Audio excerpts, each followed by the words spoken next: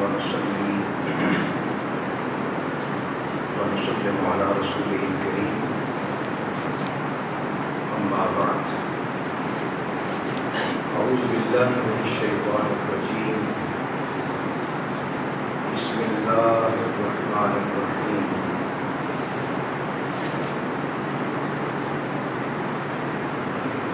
وجعلني مباركا أينما كنت صدق الله مولانا العظيم اللهم صل على سيدنا ومولانا محمد وعلى آله وصحبه وبارك وسلم وصل عليه. معزز حاضرین، اللہ رب العزت کا شکر ہے جس کی دی ہوئی توفیق سے ہم جمعۃ المبارک کے بابرکت موقع پر اس کی بارگاہ لا یزال میں حاضر ہیں. اللہ رب العزت ہم سب کی حاضری اپنی بارگاہ میں قبول فرمائے. عقیدہ توحید کے سلسلہ میں ہم کتاب التوحید اس کی دوسری جلد کا آج چوتھا باب شروع کر رہے ہیں، جس کا عنوان ہے توحید اور تبرک. تبرک کا معنی اور مفہوم کیا ہے اور قرآن و سنت کی روشنی میں اس کی شرعی حیثیت کیا ہے، اس حوالے سے ہم انشاءاللہ گفتگو کریں گے. تبرک کا لفظی معنی ہے کسی سے برکت حاصل کرنا، اور برکت کا معنی ہے اضافہ، زیادتی اور کثرت، سعادت اور خوشبختی. امام راغب اصفہانی رحمۃ اللہ تعالی علیہ نے برکت کا معنی لکھتے ہوئے لکھا ہے کہ والبرکۃ ثبوت الخیر الالہی فی شیء، کہ برکت کا معنی ہے کسی شے میں خیر الہی کا پایا جانا، اللہ رب العزت کی طرف سے خیر کا، بہتری کا پایا جانا، اس کو برکت کہتے ہیں.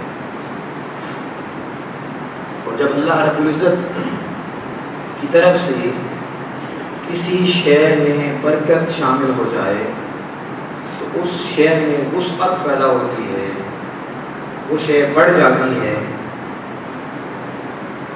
اس میں اضافہ ہو جاتا ہے اور سعادت اور خوشبختی پیدا ہوتی ہے.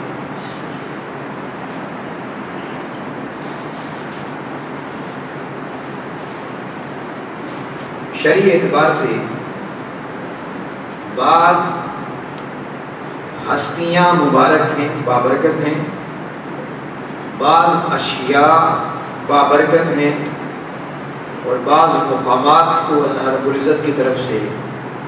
خصوصی برکت کا حامل بنایا گیا ہوتا ہے، اور اپنی باقی مخلوق پر اللہ رب العزت ان کو فوقیت اور فضیلت عطا فرماتے ہیں.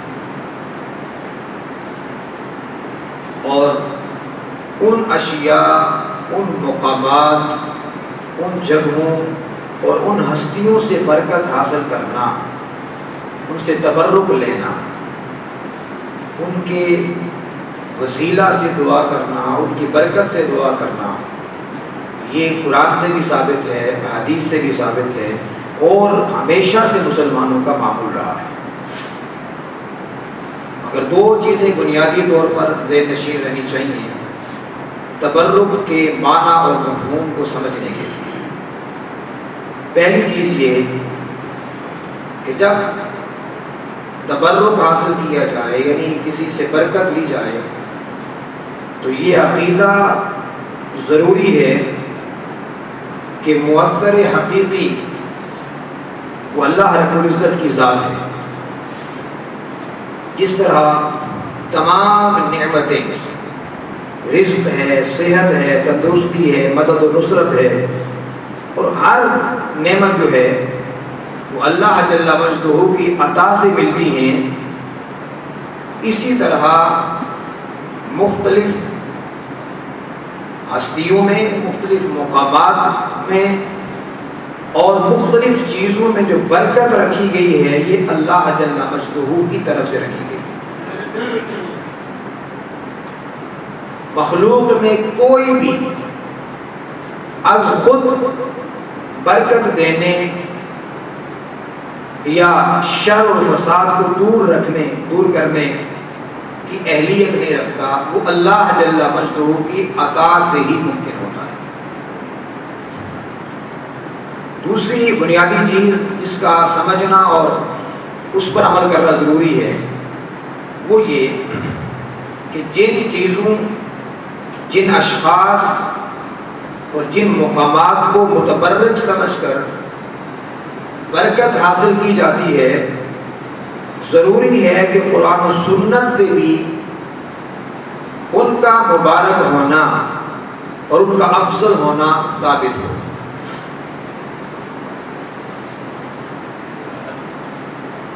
اور انبیاء علیہ السلام یا صالحین کے ساتھ نسبت رکھنے والی جن چیزوں کے ساتھ تبرک حاصل کیا جاتا ہے اس کے متعلق صحیح عقیدہ اور ایمان یہ ہونا چاہیے کہ یہ چیزیں جو ہمارے اللہ کے انبیاء اور صالحین کے ساتھ تعلق رکھتی ہیں، یہ ان کی عظمت، ان کی بزرگی، ان کی شرافت، ان کی نیکی اور تقوی کی وجہ سے ان کے اندر بھی برکت آ گئی ہے۔ اللہ رب العزت اس نسبت کی وجہ سے ان چیزوں اور ان جگہوں پر بھی برکات کا نزول فرماتے ہیں۔ تبرک کی مختلف اقسام ہیں۔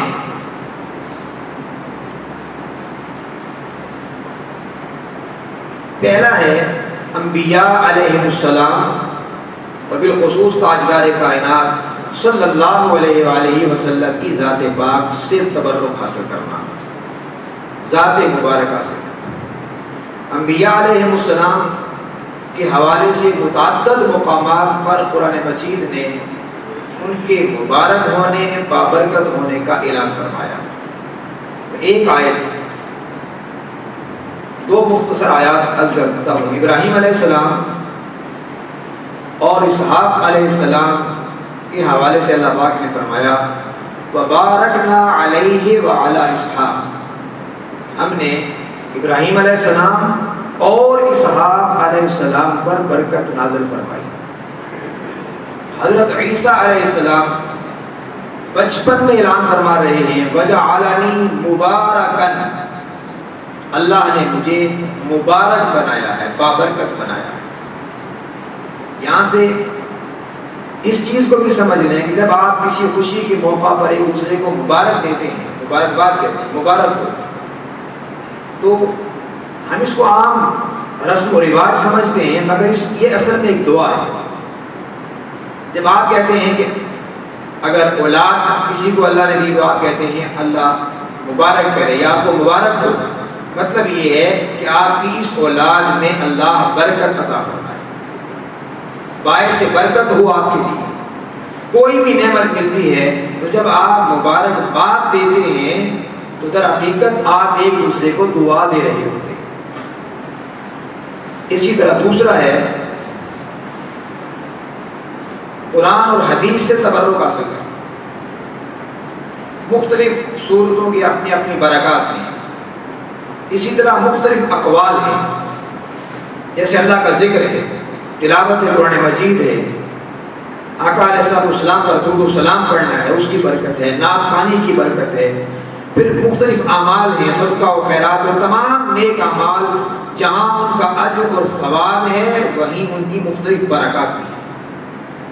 اسی طرح مختلف مقامات ایسے ہیں جن سے تبرک حاصل کیا جاتا ہے، جیسے مسجد حرام ہے، مسجد اقصیٰ ہے، مسجد نبوی ہے، مسجد قباء ہے، دیگر شہر مکہ مکرمہ ہے، مدینہ منورہ ہے، شام ہے، یمن ہے، ان کے بارے میں احادیث میں ان کو بابرکت مقامات قرار دیا گیا ہے۔ اسی طرح مختلف اوقات ایسے ہیں جو بابرکت اوقات ہیں، جیسے ماہ رمضان المبارک ہے، اس کا آخری عشرہ ہے، پھر اس کے اندر راتیں ہیں، پھر شب قدر ہے، شب برات ہے، شب میلاد النبی ہے صلی اللہ علیہ وسلم، شب معراج النبی ہے۔ ہر رات کا آخری حصہ بڑا بابرکت ہے۔ جمعۃ المبارک کا دن ہے، پیر کا دن ہے، جمعرات کا دن ہے، ذو الحجہ کے 10 دن ہیں، عید الفطر عید الاضحیٰ کا دن ہے،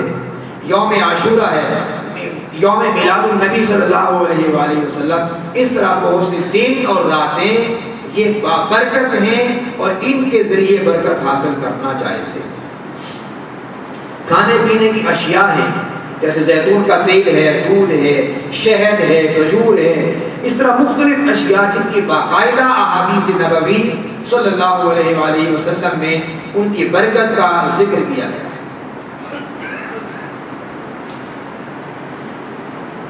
قرآن مجید میں خود قرآن مجید کے حوالے سے بابرکت ہونے کا ذکر ہے۔ وَهَذَا كِتَابٌ أَنزَلْنَاهُ مُبَارَكٌ، یہ کتاب ہے، اس کو ہم نے نازل فرمایا اور یہ مبارک ہے، بابرکت ہے۔ خود قرآن مجید یہ بابرکت کتاب ہے۔ اسی طرح مختلف مقامات کے حوالے سے میں 2 آیات پیش کرتا ہوں۔ اللہ پاک نے فرمایا، 4 پارہ ہے، اس کا پہلا یہ رکوع ہے، ان اول بیت وضع للناس للذی ببکۃ مبارکا وہدی للعالمین، بے شک سب سے پہلا گھر جو لوگوں کے لیے بنایا گیا وہ مکہ میں ہے اور مبارک ہے، بابرکت ہے اور تمام جہان والوں کے لیے ہدایت کا باعث ہے۔ اسی طرح مسجد اقصیٰ کے لیے فرمایا، شب معراج کا ذکر کرتے ہوئے، سبحان الذی اسری بعبدہ لیلا من المسجد الحرام الی المسجد الاقصی الذی بارکنا حولہ، مسجد حرام سے مسجد اقصیٰ تک اللہ اپنے محبوب کو لے گیا، وہ مسجد اقصیٰ جس کے ارد گرد کو ہم نے بابرکت بنا دیا۔ اب اس کو بابرکت کیوں بنایا ہے؟ امام قرطبی رحمۃ اللہ تعالی علیہ لکھتے ہیں اس کی وجہ یہ ہے، بمن دفن حولہ من الانبیاء والصالحین، اس لیے کہ اس کے ارد گرد کثرت سے انبیاء علیہم السلام اور اللہ کے نیک اور صالح بندے دفن ہیں، ان کی وجہ سے اللہ رب العزت نے اس کے ارد گرد کو بابرکت بنا دیا ہے۔ اللہ پاک نے مسجد اقصیٰ کو نہیں کہا یہاں پہ اس آیت میں، بلکہ مسجد اقصیٰ کے ارد گرد جو مقامات ہیں ان کو فرمایا یہ بابرکت ہیں، بارکنا حولہ، جس کے ارد گرد کو ہم نے، جس کے ماحول کو ہم نے بابرکت بنا دیا ہے۔ اور امام قرطبی رحمۃ اللہ علیہ اور دیگر مفسرین نے بھی وضاحت فرما دی کہ اس کی وجہ یہ ہے کہ وہاں کثرت کے ساتھ انبیاء علیہ السلام مدفون ہیں اور اللہ کے نیک اور صالح بندے دفن ہیں۔ جہاں اللہ، اس کا مطلب یہ ہوا جہاں اللہ کے پیغمبر کی قبر ہو یا اللہ کے نیک اور صالح بندے کی قبر ہو، اللہ اس کی وجہ سے اس زمین کو بابرکت بنا دیتا۔ اسی طرح اللہ جل مجدہ نے شام کے لیے فرمایا قرآن مجید میں، وَنَجَّيْنَاهُ وَلُوطًا إِلَى الْأَرْضِ الَّتِي بَارَكْنَا فِيهَا لِلْعَالَمِينَ، کہ ہم نے ابراہیم علیہ السلام اور حضرت لوط علیہ السلام کو، جو ابراہیم علیہ السلام کے بھتیجے تھے، فرمایا بچا کر نجات دے کر اس کی قوم سے، فرمایا عراق سے اس سرزمین کی طرف لے گئے ہم ان کو، ان شام کی طرف، جس کو ہم نے جہان والوں کے لیے بابرکت بنا دیا ہے، شام کی سرزمین کو۔ یہ خود قرآن مجید میں اللہ پاک نے بیان فرمایا۔ اسی طرح حدیث مبارکہ میں شام اور یمن کی برکت کا ذکر کیا گیا ہے، کیونکہ اگر ہم ایک ایک کو ڈیٹیل سے بیان کرنا شروع کریں تو اس کے لیے بہت وقت درکار ہے۔ میں چاہ رہا ہوں کہ ایک خلاصہ تک، تاکہ ہمارے ذہن میں قرآن اور حدیث سے بالخصوص اور بعد ازاں پھر آگے جتنی تفصیلات ہیں اس کا ایک خلاصہ ہمارے ذہن میں آ جائے کہ اس کو جو ہم اختیار کرتے ہیں تو یہ کوئی ناجائز چیز نہیں ہے، بلکہ از خود قرآن و سنت کی تعلیمات میں سے۔ اسی طرح آقا دو جہاں صلی اللہ علیہ وآلہ وسلم کے حوالے سے اور صالحین کے حوالے سے بہت سی چیزوں کا ذکر قرآن مجید میں بھی ہے اور احادیث میں بھی ہے۔ جیسا آپ نے پہلے پڑھا ہے، یعقوب علیہ السلام کی بینائی چلی گئی تو یوسف علیہ السلام کے قمیص کی برکت سے اللہ نے واپس لوٹایا۔ اسی طرح حضرت صالح علیہ السلام کی اونٹنی کی برکت کا ذکر ہے قرآن مجید میں۔ آقا دو جہاں صلی اللہ علیہ وآلہ وسلم کی طرف آتے ہیں ہم اختصار کے ساتھ، یعنی بے حد و حساب آقا علیہ السلام کی حیات طیبہ میں اور آپ کے وصال مبارک کے بعد کے بے شمار واقعات ایسے ہیں جن کو صحابہ کرام نے، تابعین نے، اتباع التابعین نے آقا علیہ السلام کے ساتھ نسبت رکھنے والی چیزوں سے برکت حاصل کی۔ بخاری شریف کی حدیث ہے، ایک صحابی حضور کی بارگاہ میں حاضر ہوئے، نابینا تھے۔ یا رسول اللہ صلی اللہ علیہ وآلہ وسلم، میں دور رہتا ہوں، آپ میرے گھر تشریف لائیں اور میرے گھر پہ ایک مقام پہ، ایک جگہ پہ آپ نماز ادا فرمائیں تو میں اس جگہ کو باقاعدہ نماز کی جگہ مصلی بنا لوں گا، اس سے برکت حاصل کروں گا۔ آقا علیہ السلام تشریف لے گئے، صحابہ کرام چند ساتھ تھے، آپ نے وہاں نماز ادا فرمائی ایک جگہ پر، صحابہ کرام کے ساتھ باجماعت نماز 2 نفر ادا فرمائے، اور ادا فرمانے کے بعد آپ وہاں سے تشریف لے آئے اور اس صحابی نے اس جگہ کو بطور برکت نماز کے لیے مختص کر لیا۔ اور صحیح بخاری کی شرح کرنے والے ہیں امام ابن حجر اسقلانی رحمۃ اللہ تعالی علیہ، وہ اس حدیث کو بیان کرنے کے بعد فرماتے ہیں فَهُوَ حُجَّةٌ فِي التَّبَرُّكِ بِآثَارِ الصَّالِحِينَ، فرماتے ہیں کہ یہ جو حدیث ہے یہ آثار صالحین، یعنی صالحین کے ساتھ نسبت رکھنے والی چیزوں سے تبرک کے ثبوت کے لیے واضح دلیل ہے۔ امام ابن حجر اسقلانی رحمۃ اللہ تعالی علیہ۔ اسی طرح صحابہ کرام جب آقا علیہ السلام وضو فرماتے تو حضور کے وضو کا بچا ہوا پانی لیتے اور اپنے چہروں پر مل لیتے، اور جسے پانی نہ ملتا وہ دوسروں کے گیلے ہاتھوں پر ہاتھ مار کر اپنے چہرے اور جسم پر مل لیتے تھے، آقا علیہ السلام کی برکت حاصل کرتے۔ اور امام ابن حجر اسقلانی رحمۃ اللہ تعالی علیہ اس سے بھی نتیجہ حاصل کرتے ہوئے حدیث سے فرماتے ہیں اس کے فوائد میں سے یہ ہے التماس البرکہ مما لامسہ الصالحون، فرماتے ہیں یہ حدیث اس پہ حجت ہے کہ جس چیز کو صالحین مس کر دیتے ہیں اس سے برکت حاصل کرنا جائز ہے۔ اب یہاں صرف آقا علیہ السلام کا ذکر نہیں کیا، یہ حجت ہے۔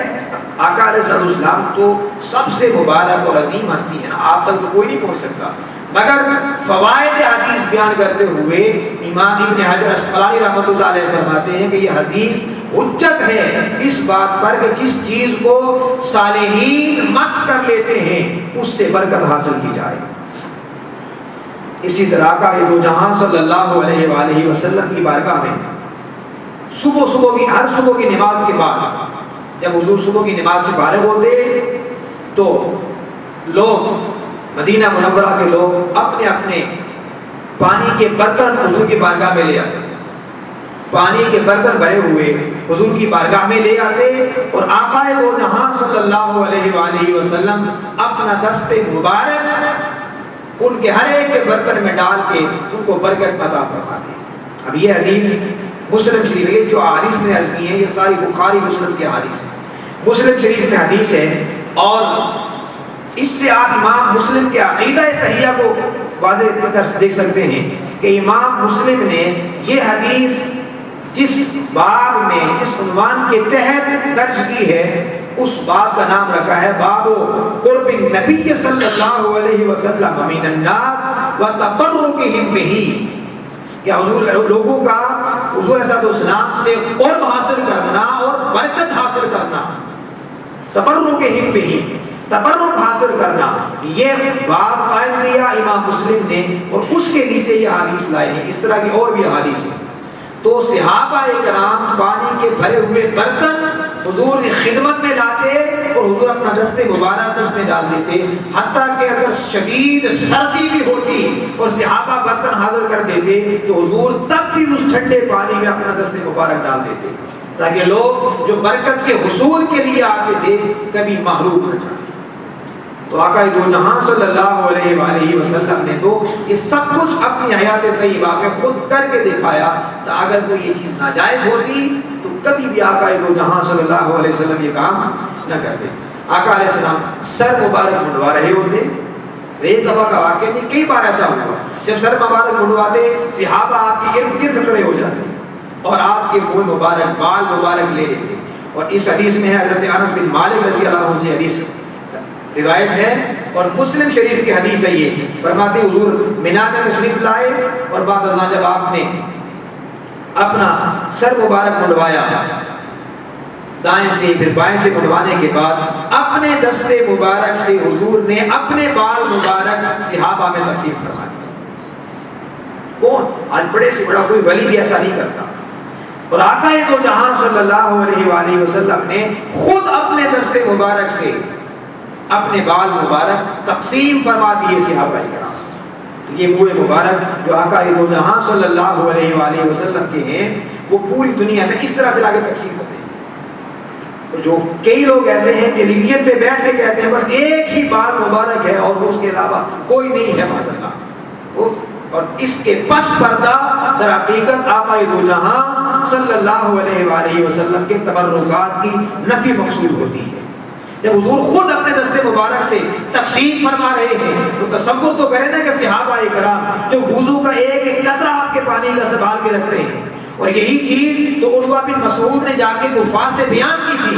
کہ جو نبی کے وضو کا بچا ہوا پانی گرنے نہیں دیتے، اگر حضور لعاب دہن پھینکتے ہیں تو اس کو لے کر اپنے چہرے اور ہاتھوں پہ مل لیتے ہیں، تو وہ حضور صلی اللہ علیہ وسلم کا دفاع کتنا کریں گے، آقا دو جہاں کے خون کو کیسے زمین پہ گرنے دیں گے، لہٰذا تم کبھی اس قوم سے جنگ کر کے جیت نہیں سکتے۔